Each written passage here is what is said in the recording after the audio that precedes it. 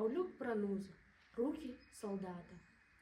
Яны даўно сваю зрабілі справу, апалены ў пажарах, у баях, ад смерці выратоўвалі Варшаву і над Рэйхстагам узнімалі сцяг. Яны кладуць у новы мур цагліны, цяпер на іх шурпатыя зерні, на іх ляглі няўмольныя маршчыны, а жылы нібы дуба карані. Кранаюць струны, тонка льюцца гукі, саджаюць дрэўцы, кволыя яны, гадуюць, песцяць гонар свой, унукаў, аберагаюць чуйныя іх сны. Яны без стомы, справаю заняты.